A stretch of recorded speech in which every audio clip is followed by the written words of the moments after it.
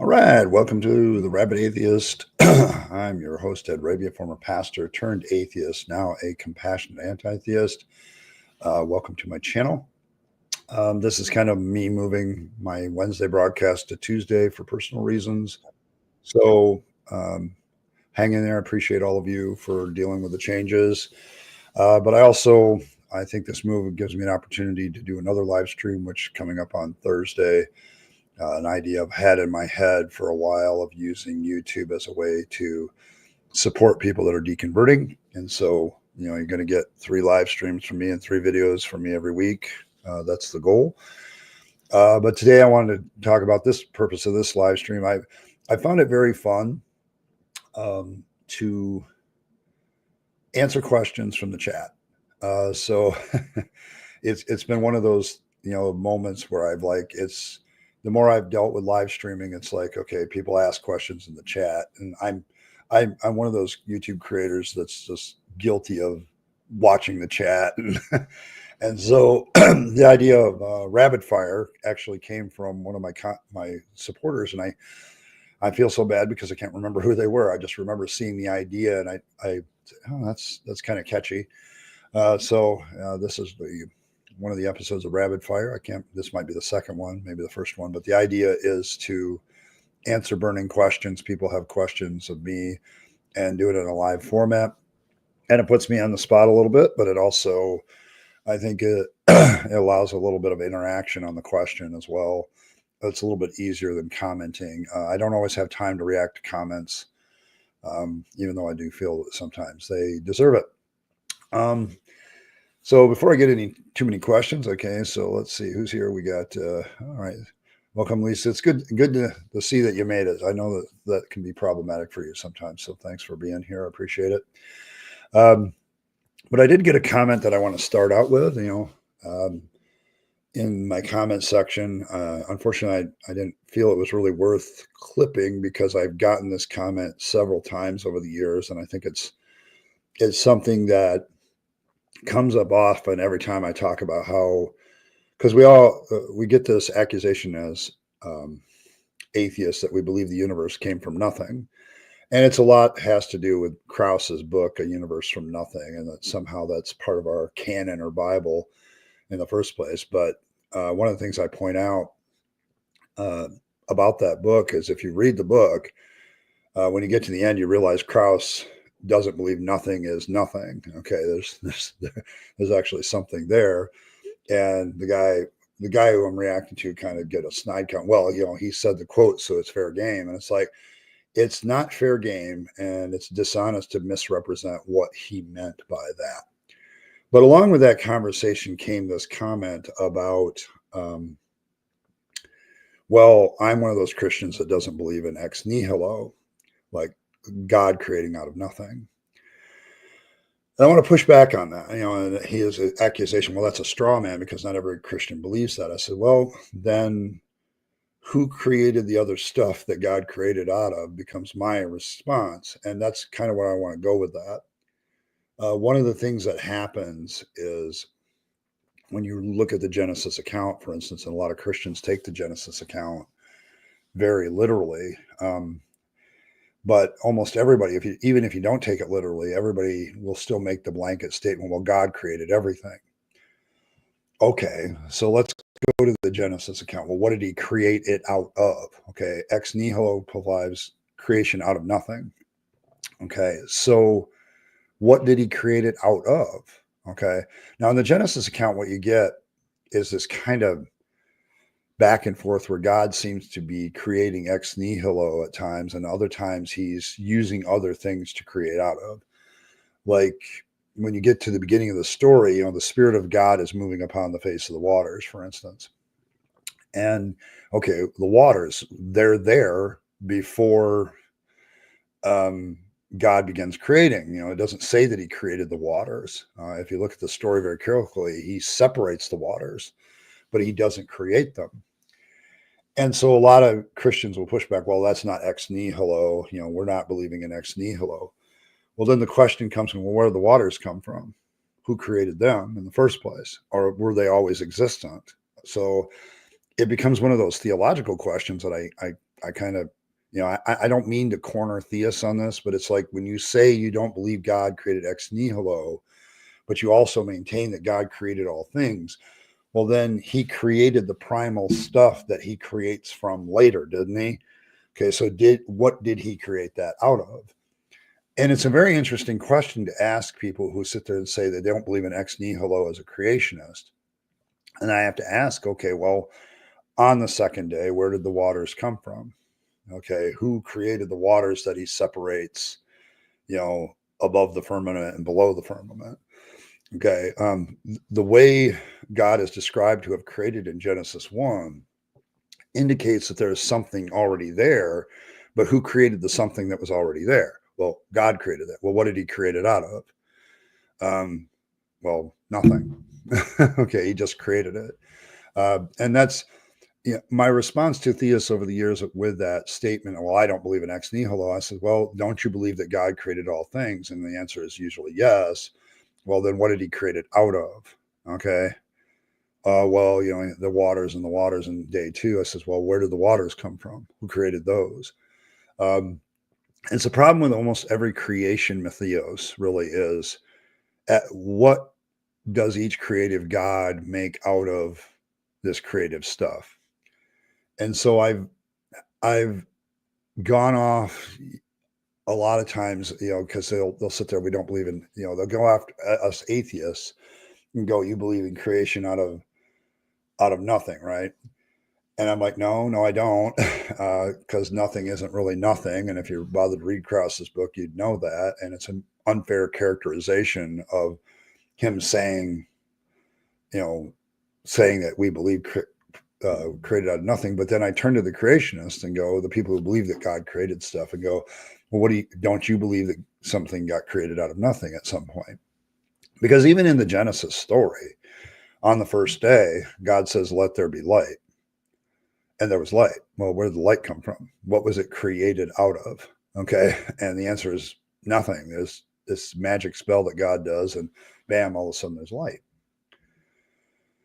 And so, whenever I hear that accusation, because I've said it before and I'll continue to say it because I think it's true, the people that believe that something came from nothing is really people who believe in creation myths. Because even if you have, like in the Genesis story, with these waters that seem to be there before God shows up and starts to create, well, who created them? Okay, becomes the question. And well, then immediately the default for the creationist is, well, God must have created those waters at an earlier time. Okay, out of what? Okay, at some point you have to believe in magic to have a creator God. And magic is by definition many times creating something out of nothing. So that's just one comment I got this week that I wanted to deal with, because I get this all the time, because we've had this running joke. I mean, many, have invited us to say, I don't believe that we came from nothing. I just don't, as an atheist. I don't know is a better response. So I know a lot of us have dealt with that issue, but for me, the pushback is the other direction, because it's like, you believe that your God created out of nothing, because at some point you have nothing and just God. So I guess that's probably a better thing to deal with.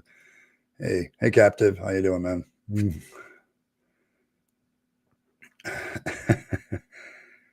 Appreciate the thanks. Yeah, I really do. When we understand that, the Bible's written by ancient peoples, and it's a bronze iron age mentality of how things work. Because when we deal with the creation myth of Genesis, it's very similar to the Gilgamesh epic. Okay, it is very, very similar.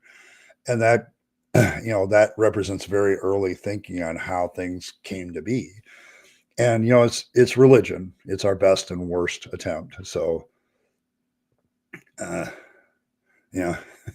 so there's that aspect. So it's one of those things where, as somebody who used to wrestle with this question as a theist, I suddenly began to realize that maybe the mentality of the people who wrote the Bible was a little dated, and they just didn't know.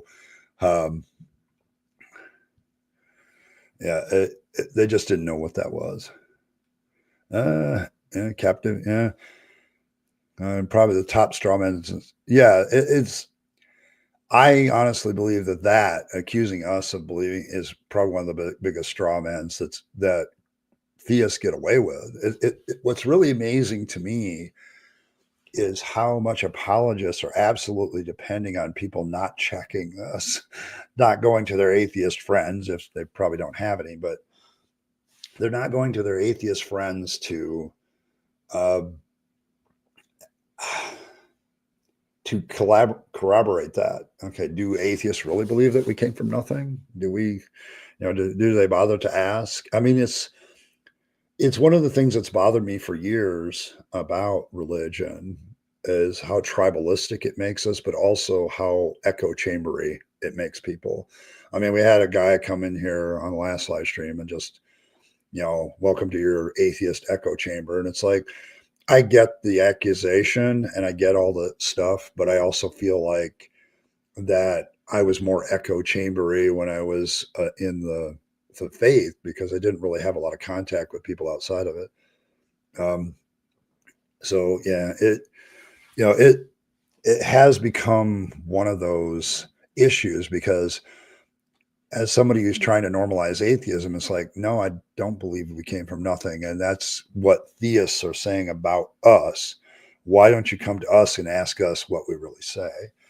And I think, on the one hand, I'm glad Krauss wrote his book because he's kind of deep diving where, the origins of matter and stuff like that and energy and the whole matter energy issue. On the same token, I wish he hadn't used that title at times because it's like it people take that so seriously. It's like you didn't read the book, did you? Okay, this is maybe you should try reading books instead of just reading the cover. You got to read past the cover. So there's that aspect to it. But um, what do we call mythology? Yeah, religion. I would agree with that. It, it's funny how myth survives, isn't it? I've always found it very interesting how societies work very hard to make mythology survive in one shape or another, and that mythologies fight against each other. I think that's very interesting phenomena of humanity of how much myth we believe. So um, it's that's issue. It's for me. It's always been now that I'm out of it. It's like okay, there's a lot of emotional attachment that human beings have to mythology, and we try to keep them alive. And I think when you look at religions, that's exactly what happens. Um, yeah. Durante Lamar kind of brought that to my light back when I was first listening to his channel. That he says, is religion really the problem, or is superstition the problem? Now, I would call religion a codified superstition. Okay, every religion is codified superstitions that are put together in a nice, neat package. um, and so, like when you look at Christianity, for instance, you have these superstitious beliefs of life after death. You have the in group, out group dynamic. Sorry, my voice is still a little bad, but I think I'm finally getting over this thing. But yeah, we have this desire to have answers to questions that we don't have answers for, and so we come up with superstitious reasons. Um, when I was in the Pentecostal church, people quoted scriptures like they were magic spells. They would, the whole "I take this captive," thing. I take this spirit. The whole belief in demons and everything else was very big. And they would pray for all kinds of things. And I'm like, there's people on the other side of the world starving. God doesn't seem to be really doing them a lot of good, and you're worried about where you misplaced your keys. So and that's stressing you out. So I don't know. But superstition is very much the basis. When you look at the development of religion, you usually start with a whole set of cultural superstitious beliefs, and somebody tries to figure out a way to put them all together. So, yeah, that tends to be my problem. It's the evidence issue has always been is it's not, and as you point out later, it's about good evidence, not just evidence. There's a lot of things that could stand as evidence of something, but whether they hold up, um, that's a different story. It's kind of a lot of times I just, I listen to what people, why they believe what they believe, and it's like that's not even good evidence. I could use that for just about anything. So, as Michael points out, we do love good stories. Hey, Alex, good to see you. Yeah, honestly, yes. In practical reality, yes. Although I think Jesus being part of a religion, if you want to get into the religion so you can grease the societal wheels, that might be a little bit better than your lucky rabbit's foot. But yeah, well, I actually the whole idea of looking at the Bible as magic spells came to me from Aaron Ra because of the way he presented the religion. I'm like, well, damn, if he is not right. And you can probably see over my shoulder, I have like fifth edition D&D books on my thing. And so the idea of magic spells is like, yeah, it is kind of like that. And a lot of theists don't like it when you talk that way, though. But I'm like, what did God do? If not a conjuration magic spell where he says, let there be light, and then there's light. That's conjuration. Um, when you look at all the healing that Jesus does, that's restoration magic. It's like you can categorize all the miracles in the Bible as some form of magic. And I could literally turn it into a game. And some people actually have, I think. Yeah, I guess I've learned a lot of tricks to get past it because of being a preacher and having to get in the pulpit every week. You can't always just take the day off because you have a cold. So, uh, so I've learned a few tricks to push through it. Mostly my voice is just constricted. It's like I have to force more air through my voice box. So that's that aspect of it. So yeah, Pentecostal language is very poetic. It's also completely learned behavior. I could probably still do it. She stole my Honda, that kind of thing.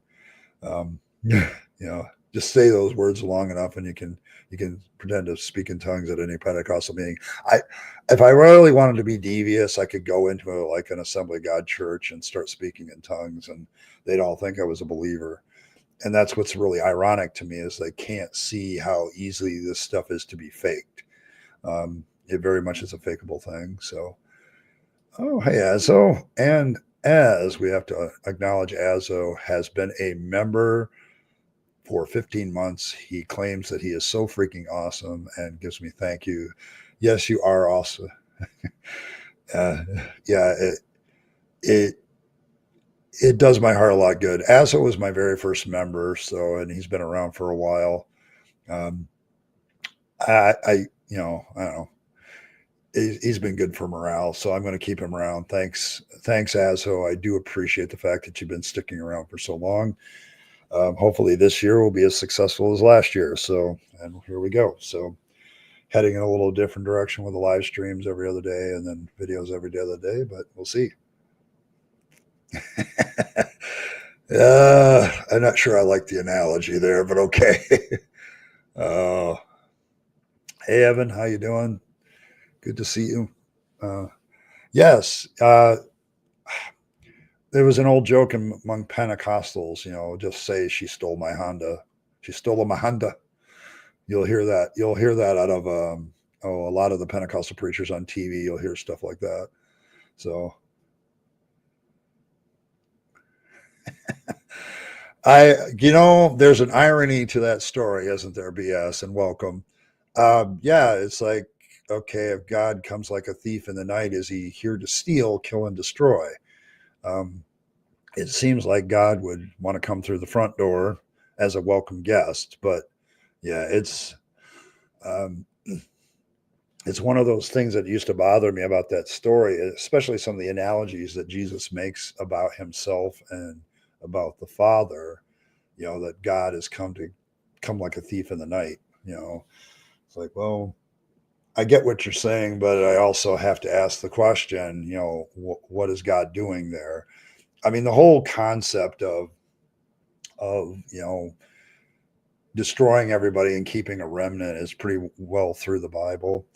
And the rapture theology that's come up in the last 200 years, most people don't realize that, but the whole rapture analogy with the pre-post tribulation stuff is actually very new to theology. So so there's that aspect for it. The magic beyond that is something even believers can't agree on. Besides and that's the issue, isn't it? I can sit down and have a scientific discussion with most Christians, and we will agree on 90% of it. It's where they want to throw the magic in that's unnecessary anymore. That usually becomes a problem. So, yeah, it's one of those things where it's like, that's kind of where I'm going tomorrow with my video, because I want to talk about my commitment to compassionate anti-theism. I'm starting off another year, and I seem to always do a video like that. But the issue for me is being able to sit down with people and have a conversation. And I think, Michael, we get to that point where, yes, we have this conversation with people and we can all agree on the natural world as a base.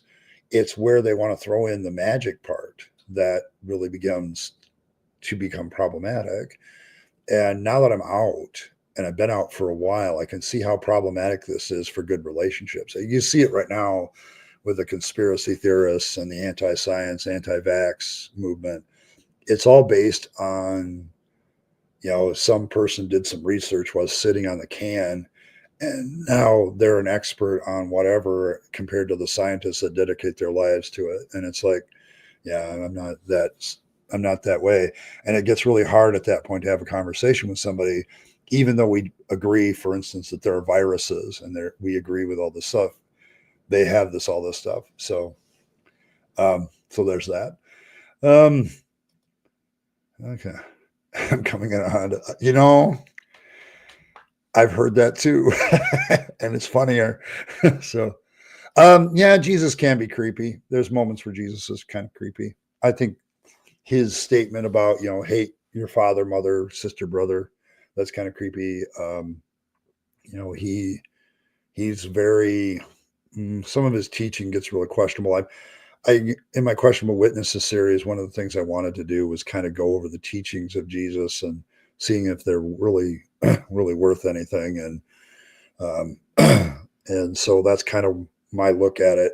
We'll get there probably in another month or two, because by the time it takes a while to get through John the Baptist and the early days of Jesus. And so there's that. Hey, Anne Marie, welcome. So, who reminds us to follow the evidence, which is true. Yeah, that's the thing. You want to see, I was thinking about this the other day, because I was thinking about what the nature of theology, and part of theology is discussing which magic is best. Okay. Which magic, how does the deep magic work, to put it that way? Let's pull a Lion, the Witch, and the Wardrobe, and what is the deep magic? And I've always, because BS is in the room and his counterpart CS, who's long dead, when he wrote the Chronicles of Narnia, that he faced a lot of controversial, pushback on that idea of deep magic, but he's like, it's like, yeah, where's the deep magic? What is the deep magic? And a lot of theology is arguing about the deep magic of God. Okay, it really is about what is the essence, the basis of how God does things, and it really is the deep magic question. So I don't know. I find it very, very interesting that this is something that theology really does. Is it just spends a whole bunch of time talking about the deep magic. So, yeah, boy from the country makes good and becomes God. That's a pretty good summary of Jesus. So I'm glad somebody appreciated that joke. Yeah, there's politics plus mythology. I think see, Now, you can really see the political angle of something like the Quran. The Quran is very overtly political in its the way it deals with stuff. But when you look at, as somebody with a political science degree, and I now read the Bible, I'm like, oh my God, the control mechanisms. I can't deal with it. Yeah, it's all about political control mechanisms. Um,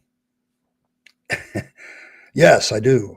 I do. But now I call it what it is. I mean, the beauty of having a degree in theology is when I talk to Christians, some Christians still respect that. And so it's like when I tell them, I have a Master of Arts degree in theological studies.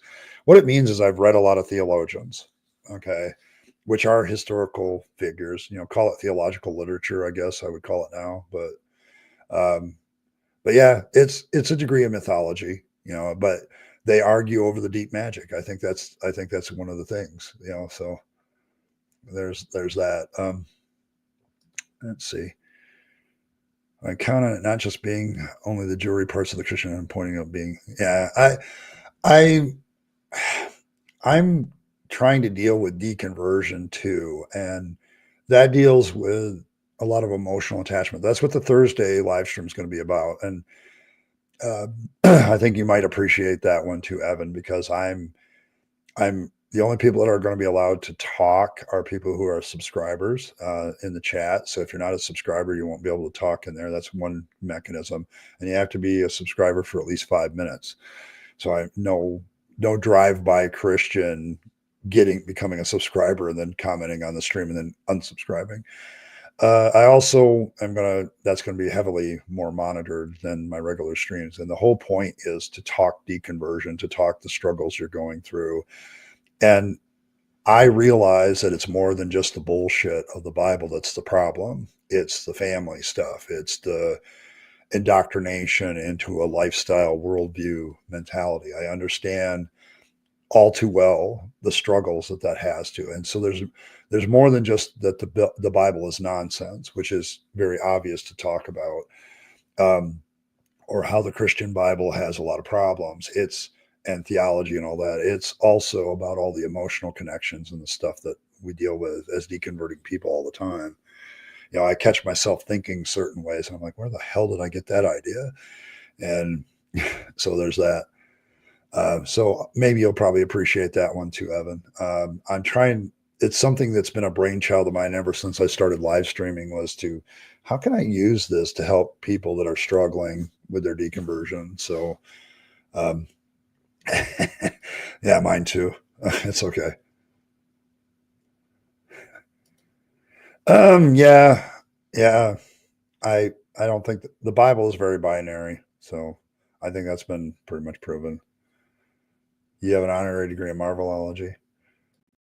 Really, BS? Okay, I'll buy that. That works. Um, um, yeah, that's kind of what I'm talking about tomorrow in my video. That video is going to be a little different. It's not as scripted. I'm talking more from the heart tomorrow. But I wanted it to be a video so that it could stick up there and show up at any time in people's feed. But I think the compassion comes from having been in it so long and seeing how indoctrination works. I don't have a lot of hatred towards my still theist people that are in my life. I have a lot of pity. Some cases, I wish to say I didn't have pity, but I have more of an empathy towards them. I understand why they are that way because I used to be that way myself. And I think that makes it a little bit easier to be compassionate. I know a lot of atheists who come to this channel who have never been a believer have a hard time with people that are believers, but people who are believers and then deconvert have a lot easier time to deal with it. Usually it's the family issues that cause the fight, but not necessarily the whole thing. But I would definitely look at it. You got to understand that people that are theists are indoctrinated and they're brainwashed in a sense to believe this system. And so, you know, somebody asked me, do you feel your parents victimized you when making a Christian? Well, they were Christians too. Were they victimized too? So the thing about religion is it basically is victims creating more victims. all the time. And so you have to kind of look at it that way. And I guess that's where my compassion comes from. I'll get more into that tomorrow, but it's like my compassionate anti-theism movement, I guess, is what I started. I started that. If you were here Saturday, you saw that in my first video. I literally mentioned coming at it as a compassionate anti-theist. And it's one of the things that people have remarked. I don't hear that other places, but I think it's like for me, it's always been a labor of love towards these people, not something where I hate them.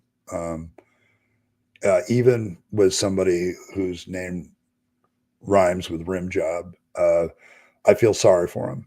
Okay, and deep down inside, I feel sorry for that guy because he's so blinded by his stuff that he can't see how blind he is. And it's irony when you read the Bible how these people are blind and they can't see, and it's like who's really blind here? And so there's that. Yeah, I hope you do enjoy the Thursday stream. We'll see how that goes. It'll be my first time with that one. So yeah, family issue. Yeah, this is one of the things I'm hoping to deal with on Thursday, talking that through. One of the real problems is dealing with family, and I've made certain stances with my family that I think have been helpful. Hopefully, I can share some of that with you. But I'm not coming at this as a guru, as an expert in deconversion.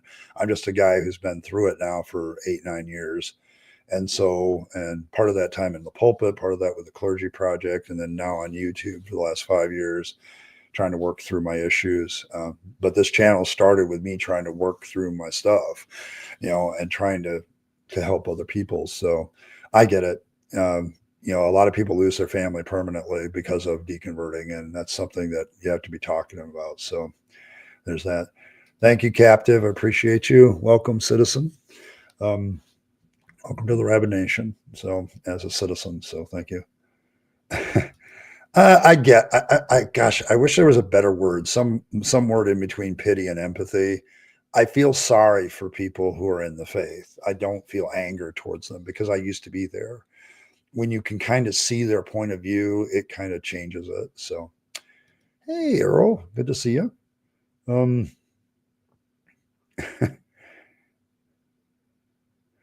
Let's see, Seventh-day Adventists. It's a cult. Okay. The Seventh-day Adventists are very. I've had my experiences with them. They make a big deal out of following the law. Okay. And so that's why they meet on Saturdays and why they won't eat certain things and they won't do that stuff. And it's like whenever somebody's trying to control your pocketbook, what you eat, and your sex life, I think you're probably in a cult. Okay. So there's that. I I dealt with them when I was in the Congregational church. We did a couple combined services once, just as a church unity thing. And I came back away from it with it like, I don't know if I want to um, do that anymore. Okay, I don't want to do that anymore because I felt like they were very controlling. I won't say they're as bad as the JWs, though. The JWs are awful. The Jehovah Witnesses are just awful with their control mechanisms, but there's definitely something there that's very cult-like. You have to do this to earn your salvation. You have to do that to earn your salvation. There's more of a works-based righteousness in the Seventh-day Adventists than they would like to admit sometimes. So, yeah, there we go. Empathy. That might be it. Sympathy. Yeah, I think that would work. I think sympathy is a good word. I have a lot of sympathy towards them. I don't know what's the deal with the Mormons. Another controlling cult that's very popular in Utah.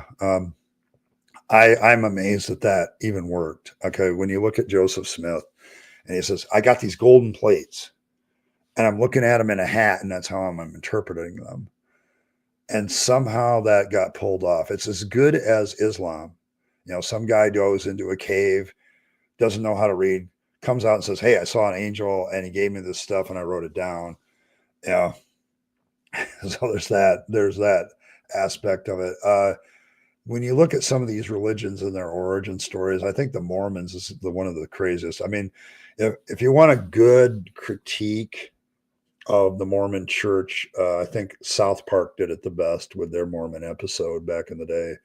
It was hilarious. So it's very much, uh, it gets to the end where the guy that's a Mormon says, "Yeah, I know my religion doesn't make any damn sense," but it's kind of like that.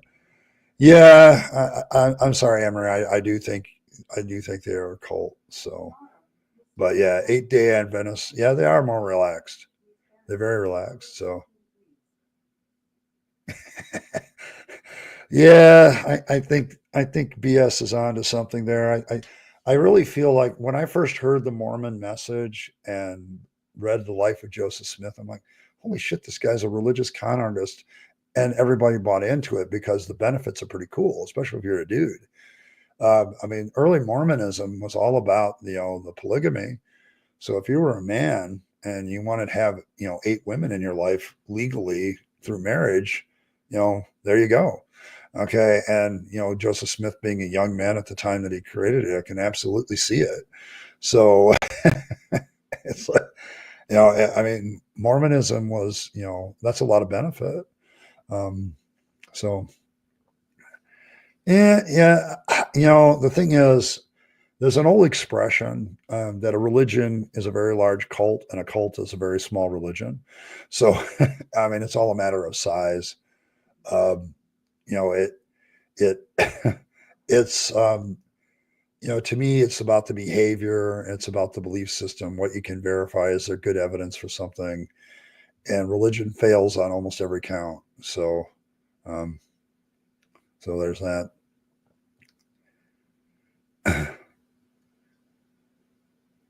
They're the crazy ones, as yeah, Scientology is kind of weird too. I mean, the thing about L. Ron Hubbard that I love is he kind of told everybody that he was just creating this cult on a bet. Watch me create a cult that everybody will buy into and pay me money for. And sure enough, bam. So, if you give people what they want and find a way to convince them that they can get power over their circumstances by doing X, Y, and Z, they'll buy into it. So, especially if they're desperate.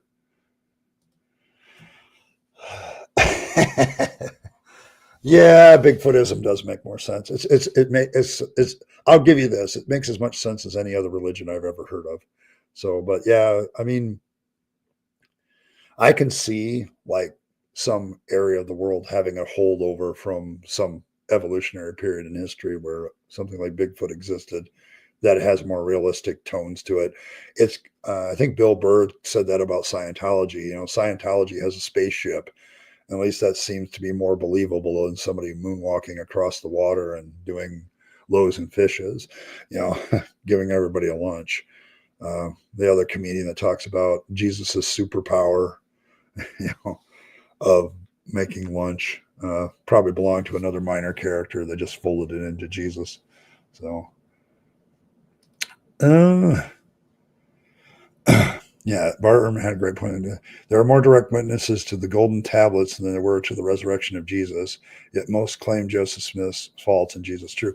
That's actually true because the Book of Mormon actually has a list of people that saw the golden tablets. Now, if you later on, those people were cornered and they kind of recanted, and some of them died before it could be verified.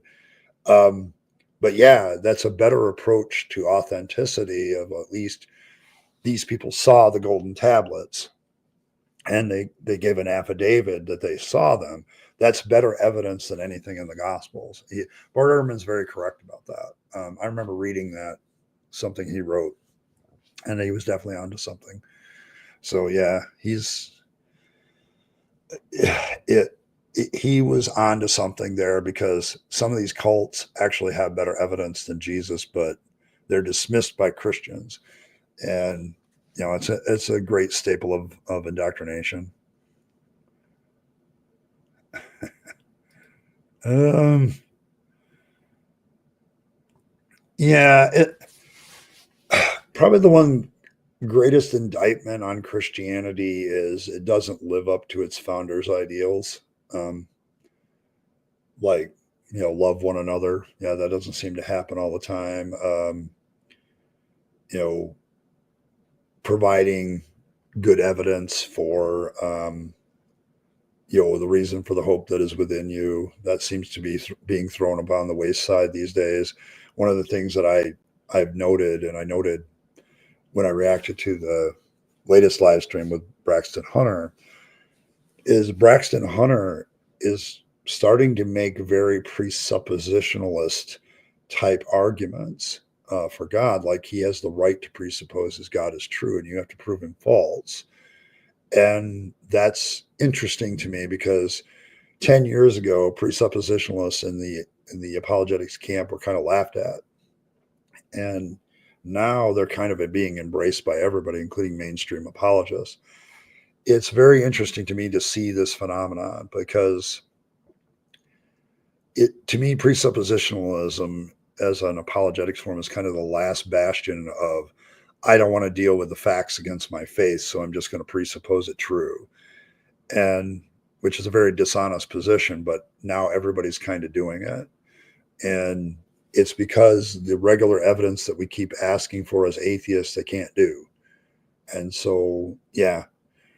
And in the process, yes, they create a lot of confusion for themselves because I've also seen more conventional apologists going, yeah, that presuppositionalist stuff, it's a wave right now, but it's like, is it going to work? No, we're still losing. Yeah.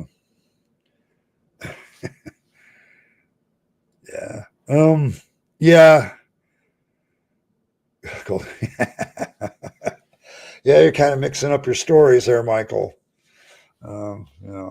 Well, even the Bible gets that one different because there's supposedly 500 witnesses of Jesus's ascension after he was alive, after he dead. But then in the upper room on the day of Pentecost, there's only 120 people left. Kind of a little bit. 380 attrition is kind of hard. But yeah, I recently got that the context thing a couple weeks ago. We were taking that out of context. Am I? Go look at the context. I can't even remember what it was, but it's like, yeah.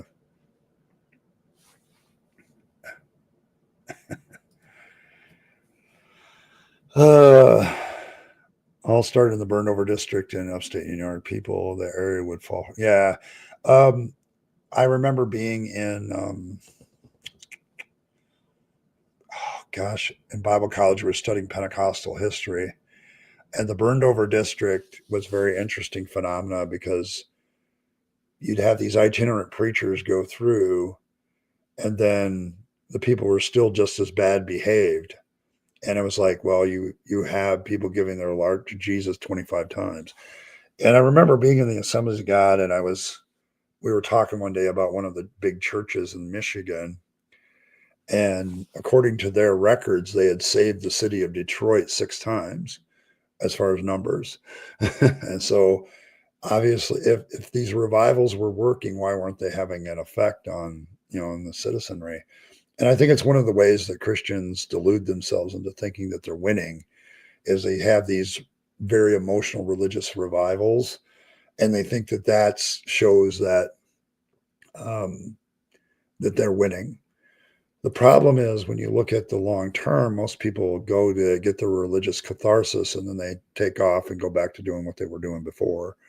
What we learned about the Burn Over District and many other revivals like that is that people go to these things, they have their moment, and then they go right back into what they were doing before. There's no change of life. And so whether or not it was worth anything. And back then when I was a theist, I was probably the thing that led to if there's a deconversion element to that, well, it doesn't really make that much difference, because you hear that all the time from theists, don't you? That this will make a big difference in your life. It'll change your life forever. I lost track of the number of people that came into my church, gave their heart to Jesus, and 2 months later weren't there, and they were right back into what they were doing before. So, and then of course, then you pull out the well, the pig goes back to its wallow, back to its own vomit. It's like, uh, and then they'll throw out the old parable of the seeds where it just fell on thorny ground and didn't get a chance to really grow. So yeah,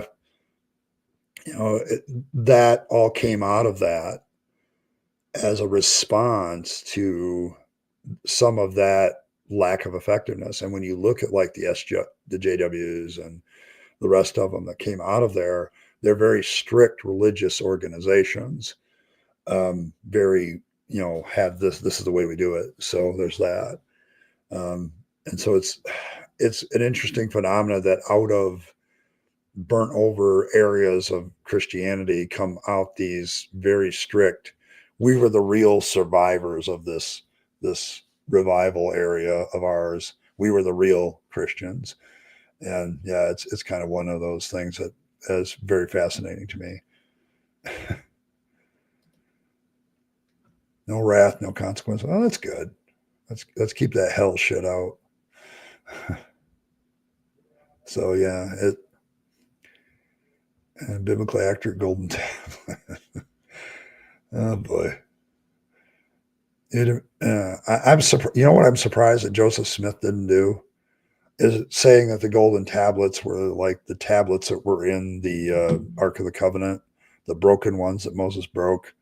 Said, yeah, they were broken, but now they were covered with gold. That would have been a great move. That would have been a great cultic move. Yeah, that's been my point through my questionable witnesses. Like, when I did Life of Christ before, and it was kind of a failed attempt. This one seems to be doing better, but I made that point about Mark, Matthew, and Luke. Was if Mark wrote it down and Luke and Matthew just copied a bunch of it, that doesn't make three witnesses. That makes one witness and two copies. The analogy I like to use is just because you have a witness, just because two cops copy down the story of the one witness that you have doesn't suddenly make it three witnesses. It's still only one witness, and three people have copied down the story. Two people have copied down the story. So, size 13 is sufficient for Bigfootism. All right, that's fair. 5 toes per foot. Okay, I'm really into the Bigfootism right here. This is hilarious. Any nails? Yeah, and that's kind of my point, Ann, is they just all that burnover stuff gets into the holiness legalistic side. And the Pentecostal church came out of that holiness movement that came out of the burnover district, where the believe in being sanctified by grace and all that stuff. And then that got transferred over to Azusa Street, and then they started speaking in tongues, and the rest is history. So, but it all came out of that legalistic excuse me, aspect of people life. So,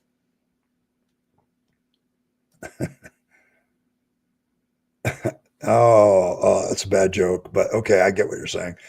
Yeah, the burnover district is a religious term because the Methodist itinerant preachers, there was a lot of preaching going on under Charles Finney, and for some reason the country wasn't changing.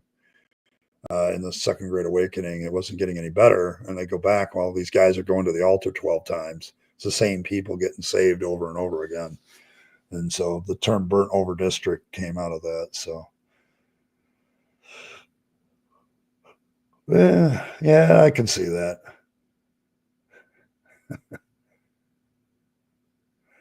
Yeah, I get what you're saying. But a lot of people have questions. And Rapid Fire is another good play on my last name. I've done that before. So, yeah, eyewitness testimony being crap.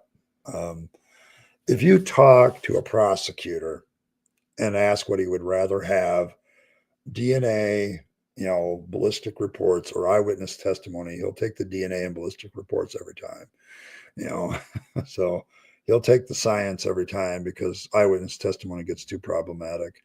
Even when it's well done and well documented, it's still crap. So,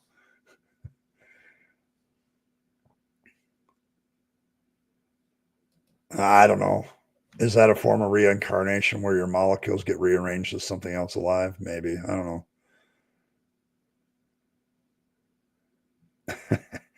Yeah, I live north of you, about an hour. So, go to Little Reed City, Michigan, and I drive to Cadillac. So been cold as hell. Well, as which layer of hell in DNA is the cold one? Sixth, seventh? I can't remember. Yes, probably. Charles Finney was the big pusher of what we consider modern revival services. The Second Great Awakening was like 50 years after the founding of the country. And a lot of people say that that's the origin of where we became a Christian nation, sort of thing. I don't know. It's one of those things where Finney is a very controversial person, even among Christians, because there was the big enthusiastic revivalists under Finney, and then and he fought against that, but at the same time, yeah. So it's that kind of thing. So, but Charles Finney kind of fascinated me because he's the guy who came up with the anxious bench, where people that were sinners would sit and feel the conviction for their sin. Um, you know, it it's one of those things in church history and American history that's very interesting, because you had this long period of freedom under a very secular government where anybody could be any religion they wanted. And then all of a sudden, you have Charles Finney who comes out with these supposedly powerful, very emotional preaching that led a lot of people to be anxious over their sins and whatever. So, so there's that.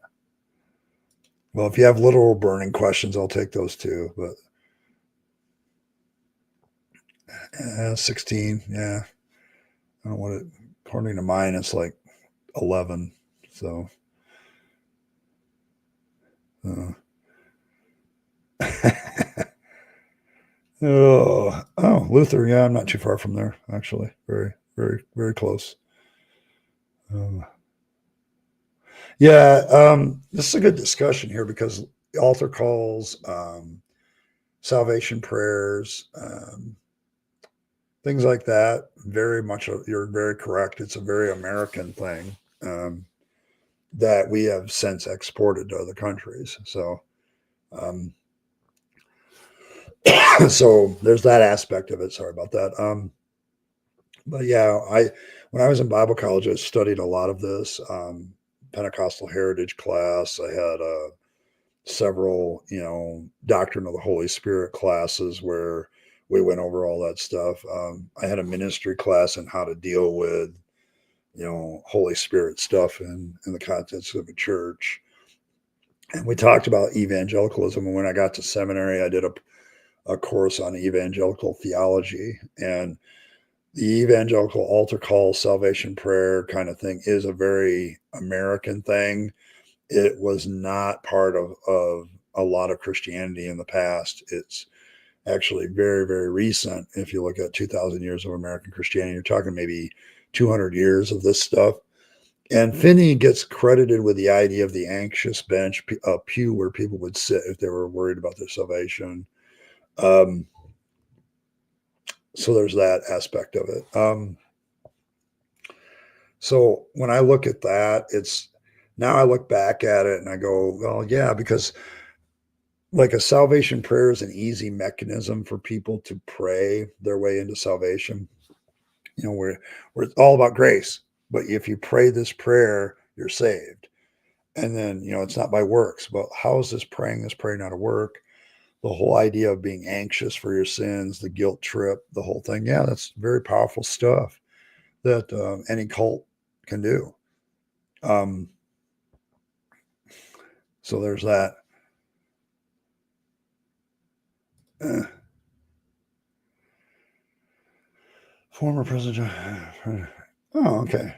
Grandson Finney's son. Okay. Yeah, I could see that. Yeah. Yeah, to honor the former. Yeah, to honor the former guy. So there's that. But yeah, Charles Finney is an interesting character. If you're interested in revivalist type preachers and where that kind of movement came from, Finney is a good origin source. So, um, so there's that. I would probably stand with Dennett on this one. What are your thoughts on more people leaving organized when we live in the information age? It's interesting that where there's more of a free flow of information, where people can get information on any subject. Like the real problem for apologists these days is if they say something, somebody can pull out their phone and see if that's true. Like if they say, you know, the funny thing about the accusation, like I talked about at the early part of the stream with, atheists believe that we came from nothing. If you really want to dig into that, you can be into that in 5 minutes and find out that that's not true. Okay. I mean, hell, you can do a search on that and probably one of my videos will pop up and tell you that that's not true. We have a whole bunch of content creators in the chat today that have at one point or another pushed back on that. Okay. So, all right. So, the issue with the information age is that we can now reach out and grasp anything. Now, it's interesting to note that the most religious countries, like if you live in Saudi Arabia or some of the other places like Iran, Iraq, it's interesting that they have laws about what you can access, and internet access is censored and restricted. Iran is a good example of that. And why is that? Because if a religious person makes a claim now, I can easily, check it. Like creationists are famous for this. They'll sit there and go, evolution has been debunked, and I can instantly pull up, any search engine and say, what is the evidence and proof for evolution, and get like paper after paper after paper. And so it hasn't been debunked. No, we still use it for genetics. We still use, it's like, no. And so that's the problem that they're having. Dennett kind of called it more the age of transparency, because religious people used to be able to control information. Like if I was a preacher back even in the 50s and 60s, I could learn something in seminary about like the JEPD theory or some of the criticism against the Gospels, but I would never share that from the pulpit. And so you were allowed to edit all that stuff out as a preacher back in the day. You can't do that anymore. I had to deal with the fact that when I was a preacher, even then at the end, I could preach something and somebody could get on their phone, hit Google, and have the information at their fingertips. And that's something that's very much a thing. So when people go into a church and they hear a sermon, they hear a pastor, they can be on their phones checking what the guy's saying. Okay. Is he saying the truth? Now, I want to get, as Michael Wolff will tell you, information was a small window. We're now in the disinformation age. I'm not sure. I get you're joking there and you're only partially joking, but I get what you're saying. The problem with the information age is the flip side of it, which is now anybody can put anything on the internet. Okay. And so conspiracy theories, stuff that's patently false, can look like it's good, or people who want to, I'm all for challenging information. And most scientists want their stuff to be challenged, usually by other people who know what they're talking about. But, science, I've said it before, science should always welcome the challenges. Okay. Because then that gives them a chance to, refine their views. So, uh,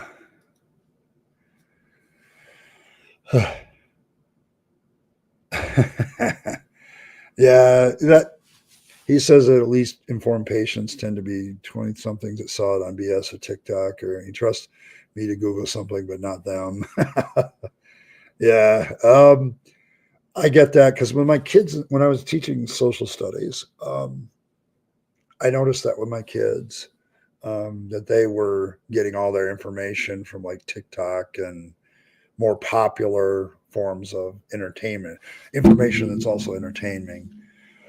The problem with real information is sometimes it has a twofold problem. One is it's often hard to understand because scientists and other people that have the real information tend to be shit communicators, and they really need to hand off their information to somebody who's a good communicator that can communicate it effectively. when they were in science school, taking their physics classes, they weren't exactly taught, effective ways to get your message across, kind of communication. Um, at the same time, I also, see, oh gosh, where was I going with this? I also see that being entertaining is more important than being truthful, and that's always existed. Um, so there's that aspect to it. Um, uh, the thing about kids, I will tell you this: my teenage kids were far more optimistic about things than people give them credit for. I think the real thing with youth is they're not as cynical. You get cynical over time. Okay, I'm sorry. There's a lot of truth to the fact that experience makes you more cynical, and more skeptical. The more you get burned, the more you are worried about getting burned. Um, uh, eh, yeah, peer-reviewed paper. Yeah. Oh, that's the other thing. The other thing is a lot of good information is behind paywalls, uh, for good reasons, because otherwise these people that write this stuff and do the research can't make any money off of it. And I've said it before, I think we need to finance science differently so the information can be much more freely shared and disseminated without the people doing the work losing the ability to take care of their families. I guess I'm a little sympathetic to that because as a former minister, I remember how cheap people were with me all the time. So it's like, um, I would take off my Saturday to go do half a day to do a wedding, and that's worth $10 to them. It's like, okay. It's like I could have been doing a lot more stuff with this and making a lot more money, but here I am at your wedding because I want to be a part of it. So I don't know.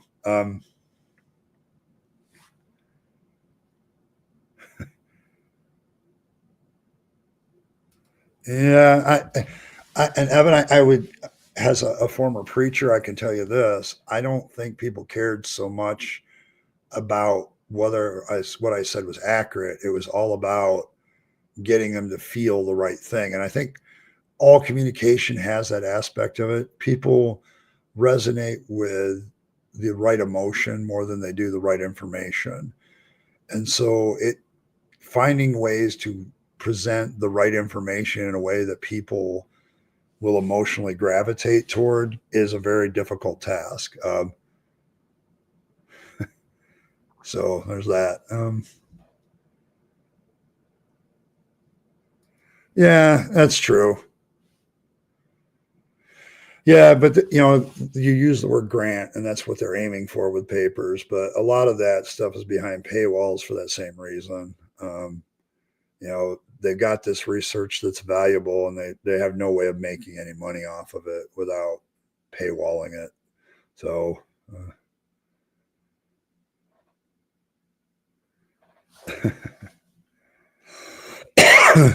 yeah, I can see that.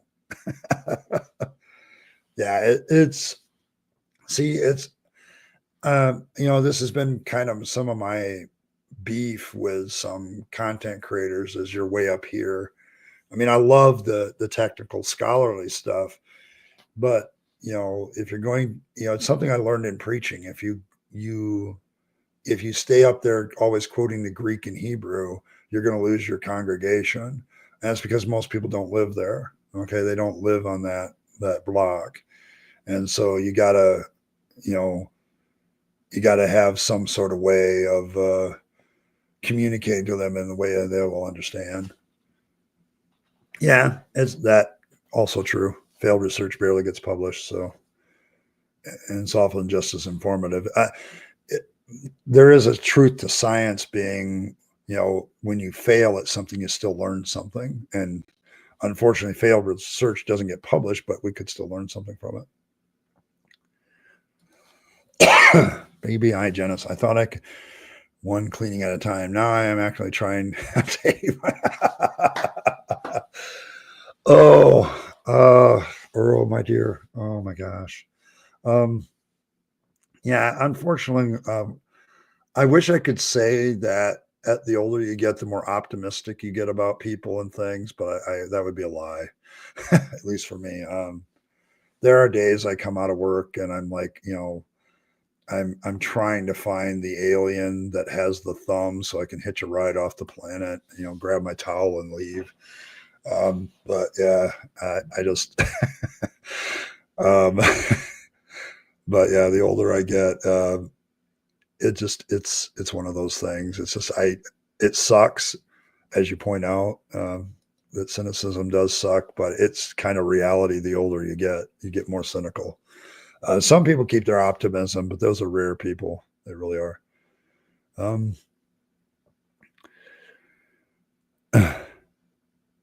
yeah, yeah. We do like the new and the edgy, don't we? As humans, we just love that shit. Okay, we want something new. We want something new to talk about it. um, so yeah, it's one of those things that when I look at communication, how they are communicated, it's like old time newspapers. You could really see when something was old news and maybe you want to still print it as filler in the back pages, but you weren't putting it up front on page one, right? If you look at old time journalism using newspapers, there was a lot of decision making on where to put a story and all of that based on how new it was, how informative it was.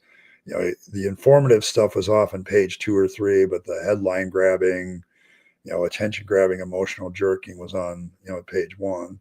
So that kind of lesson kind of it's still true. It's just gotten more sophisticated. New stuff is still what grabs the headlines. So, um, mm, yeah, there's something to be said for it. I'm not saying it's necessarily always good. Yeah, yeah. I've said it before. As a Stoic, I'm always very pessimistic because then that allows me to keep a better outlook on life. And people look at you funny, and it's like I don't expect much. So it's very easy to exceed my expectations. So, and be for me to be pleasantly surprised. When you have high hopes and they're always being dashed, that's kind of depressing. But when you have low expectations and people exceed them, it's like, oh, yeah, things are better than I thought they were going to be. So, yeah, it's kind of a good way. um, yeah, it was a time when a lot of people learned a lot of languages, and that not too long ago. I was looking at I asked my mom one day what curriculum was in her high school, and I'm like, what the hell? Because she was part of a Latin club and she learned French, and there was expectation. Like when she was in orchestra, she didn't just learn orchestra. We're talking high schoolers here. There was also an expectation that she learned a little music theory, and math and science and all that stuff. There was a lot of stuff that just had to know. And I'm looking at that, I'm like, we don't even expect that out of anybody anymore. And I think that's what the phenomena you're dealing with here is that people want it simplified and put in their own language, and they don't want to deal with the hard aspects of learning it. So I'm kind of that way sometimes too, because I've gotten to the point where it's like, yeah, I want to talk about what I know, not necessarily learn more new things, but I get what you're saying. Occasionally pleasantly surprised pessimist. What a way to go. Best way. Um, yeah, if it sounds too good. Although sometimes I've been surprised and that's finding out something is actually true. Yeah, assume everything's going to shit, and when it doesn't, that's a good day. Good day.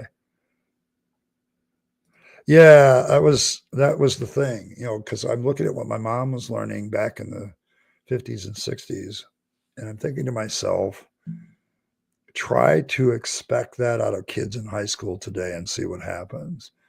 Um, my experience in high school showed me that the kids view school, especially at the high school level, as a prison, and they're trying to just get through it.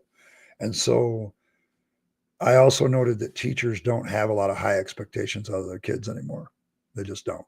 So, so there's that. I don't know. It was just it was an interesting, enlightening thing when I was a teacher. It's like the expectations have changed, and the kids will live up to whatever you expect out of them. So good teachers usually had a reputation for expecting a lot out of the students. So there's that. Yeah, me too. I tried French. I tried German, Spanish. They hurt my head.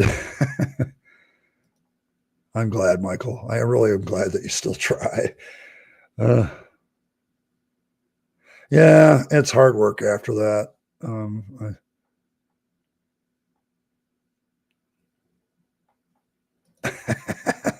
Yeah, I speak almost one too. I get you. I absolutely get that. Speaking almost one language. Yes, that's me, English, and I don't speak it well, and I'm a native speaker. And English is one of those funny languages too, because what English are you talking about? Are we talking UK, Australian, you know, uh, all the different places that English has been? Um, yeah, I've dealt with secular humanists. Okay. Humanism is a complicated question because I get different definitions of what humanism is. And it's also interesting that some secular people aren't humanists. Um, so there's that. Um, so I don't know. I'm familiar with them. I deal with secular humanists on a lot.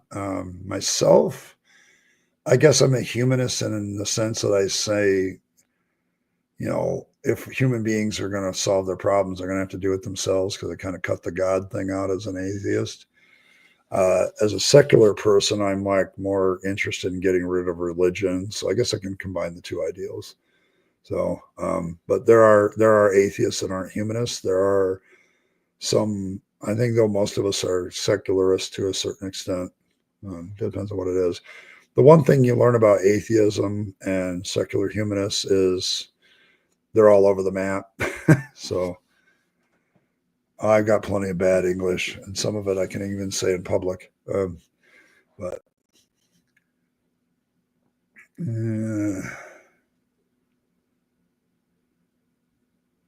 yeah, you have to.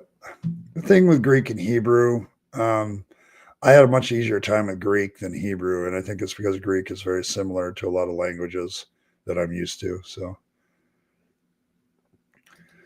my tipping point, not being able to prove that sin is actually empirically verified.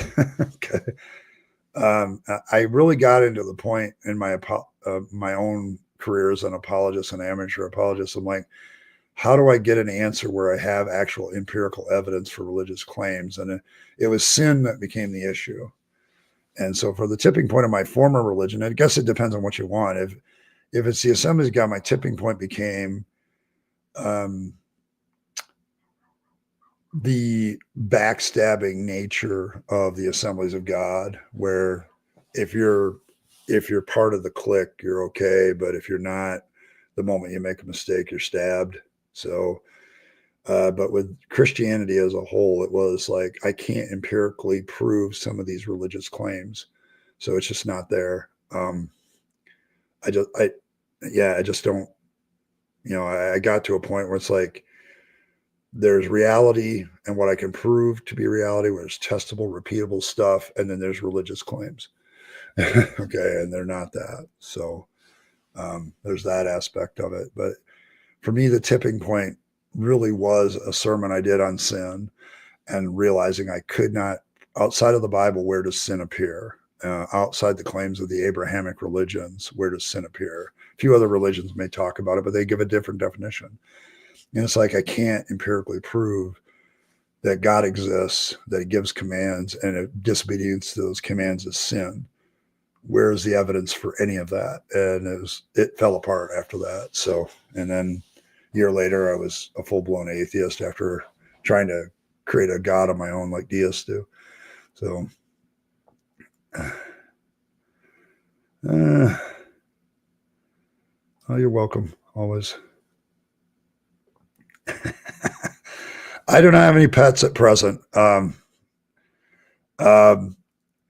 yeah, burning questions is like, I do all this kind of play on words with this channel. I mean, I call myself the Rabyd Atheist, and even Prophet of Zod had to admit, he's not really all that rabid. He's kind of actually chill. And I, so a lot of my stuff is just plays on words, and whether it's reality or not is another thing. But I'm going to spend Tuesdays probably for an hour and a half answering questions, because I think it's a better way to handle questions than to constantly be in the comments section being a keyboard warrior. But I do not have any pets at present. Mostly, there's two reasons. One, it would be unfair to the pet. I tend to get very focused on things and forget my pets. So, it, I was always glad that I had the kids around to feed the dog, so to speak, because I was worse than them at feeding the dog when we had a dog. Um, so, because I get so into what I'm doing that I forget it. Um, so there's that aspect of it. But if I were to get another pet, I would probably get a pair of beagle pups. I love the beagle breed, so I loved my beagle for 15 years, and he was a good friend. And I just love the hound dog howl and all that stuff. So, uh, all my books. Let's see. Jeez. Uh, I've got, let's see, The Founding Myth by Andrew Seidel. Great expose on stuff where people say that this is a Christian nation. He did a lot of good research there, proving that that's not true. Sapiens, Basic Economics by Thomas Sowell. I have a whole bunch of books over here on various things, from Robert Heinlein to God is Not Great. I don't have God is Not Great anymore. Moral Origins. I have some Norse mythology, my old preaching Bible. Enough Dungeons and Dragons book, 5th editions, to probably actually have a campaign, but I don't do that because I'm autistic. I was never very good at starting any D&D group, but I was happy to participate. But yeah, and of course I have another bookshelf full of books of my full Robert Heinlein collection, and then I've got Jim Butcher's Harry Dresden series. I think I've got all of those. Stuff that there is emotional connection to more these days. I used to have a library when I was a preacher that was probably 4 times the size of what I have now. So, but I got rid of a lot of it. It just became baggage. So yeah, I have a lot of books of different subjects, whatever interests me at the time. I think I just bought a book on robotics. I don't know if I'll read it. I'm one of those book collectors. So it's like, uh, so yeah. Yeah, I've thought about that too. But the other reason is the last dog I had a real big emotional connection with, and Gabriel was like my best friend in truth. I still like, he used to sit down next to me on my right side when I was doing stuff, and I still put my hand down, thinking that there's going to be the head of a beagle dog there to scritch. I still do that to this day, and Gabe has been dead for like eight years, and because of for 15 years it was such a habit, and my emotional connection to my dog, it makes it really hard to move on. Best dog I have. Okay, just I still do that. Like I'll be sitting working on something and I'm watching a video, and my hand drops down to the side of my chair, like there's supposed to be a dog there. Okay, I'm supposed to have a dog head that I'm scratching, and it's just the whole pet thing is a real emotional drag too. I don't want to just say a practical issue. It's the second part of it is it's very hard for me to move on from Gabriel. He was such a good dog, and so it's just it's that aspect of it. Yeah, it really is the absent pupper. Yeah, it's And I, yes, I see, Earl, I buy books. I'm a book collector. I have to purge myself every 5 years to get rid of shit that I'm not going to read. It's like, yeah, I'll read that later. Sounds interesting. I want to buy a book on that. Let's go do that.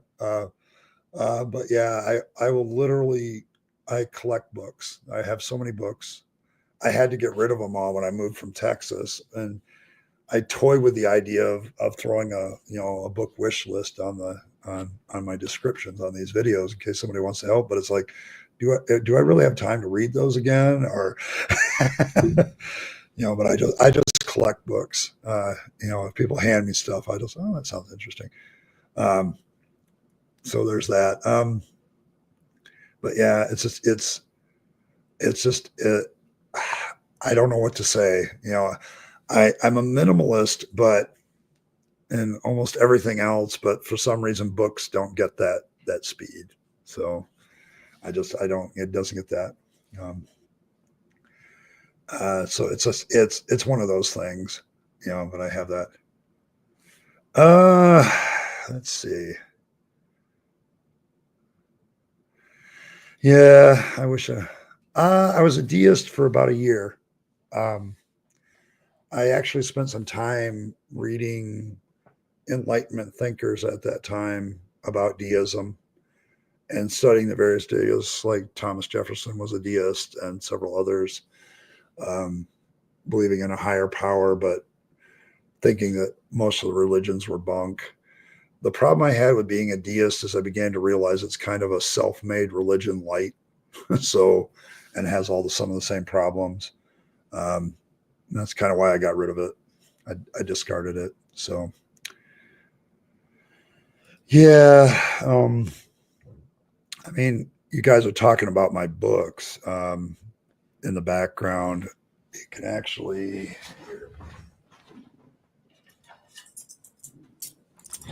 This is my dog's old collar. I still have it, and it has all his tags. And I I've kept it with me ever since his death. So it was just one of those. I think that's part of the reason why I don't get a new dog. It's just the emotional connection. It's hard to move on from a great dog. Um, but yeah, but getting back to the deism, um, I dismissed it as religion light. It's made up intellectual religion, and we have so many better answers now to a lot of the questions. So there's that. But there's that aspect of it. Yeah, I think a lot of us who deconvert, we try to hold on to the God belief. And at the same time,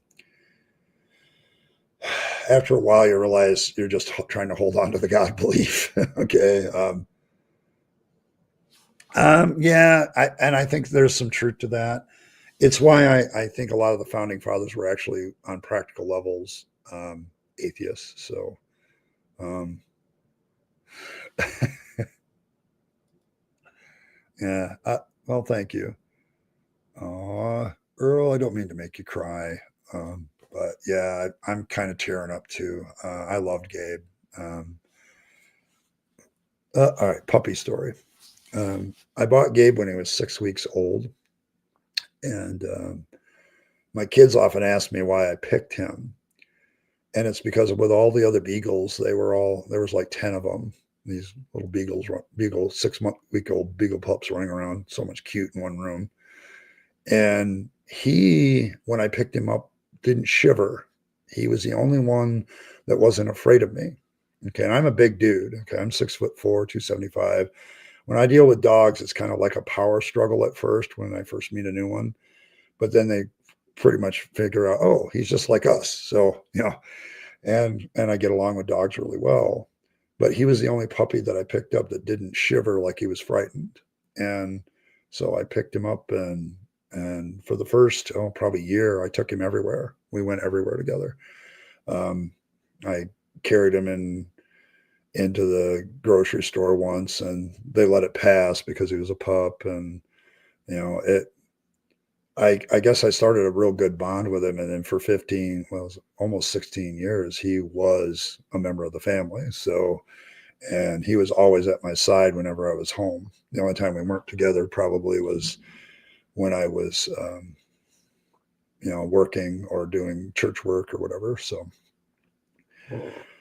yeah, so Gabe was a friend. Okay, he was a good friend. He was my best friend, quite literally. So, um, and he had this empathy in spades. Like if he could sense that something was troubling you, he would be on your lap trying to make you feel better. And so he had that emotional sense that was really strong. And he did that not just with me, but with my kids and my ex-wife and everybody who visited too. So, but yeah, it's just I have fond memories. I still, like I said, I still put my hand down beside me, thinking he's supposed to be there and he's not there. And that's 15 years of habit of scratching a dog's head. So it's like, so there's that. So yeah, there is something marvelous about that. I don't know. There's something about our good side of our humanity that reaches out to pets. So, uh, the Christian phase, yeah, I did that too.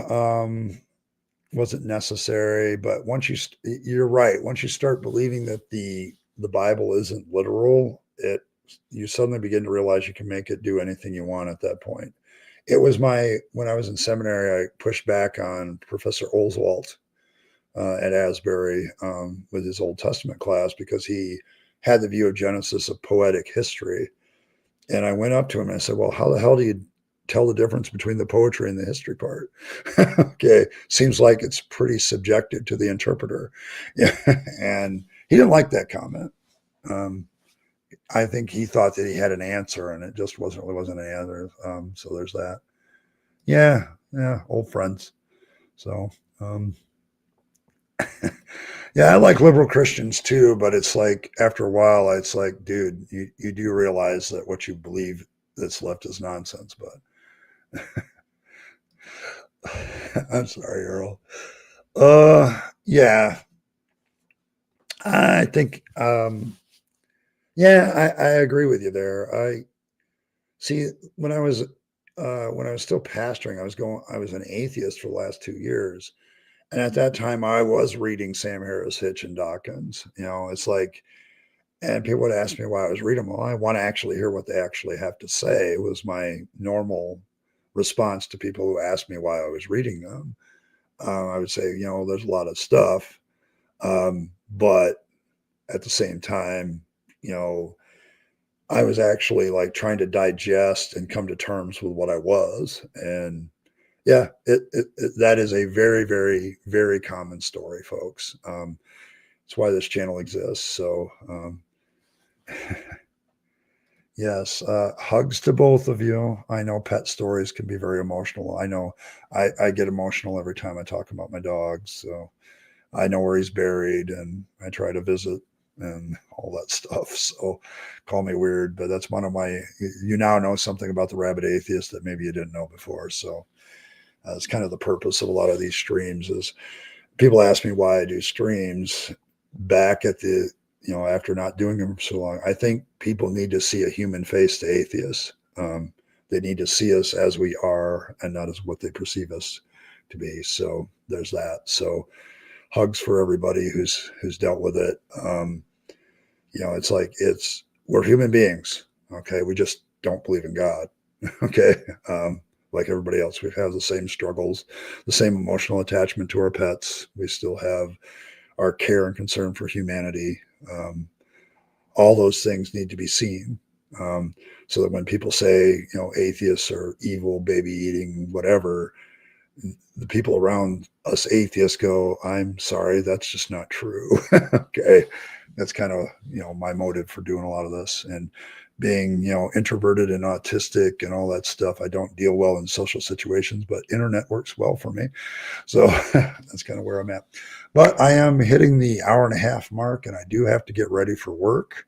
And so I have to go to work tonight. So I'm going to call this one a good one. This was a good stream, guys.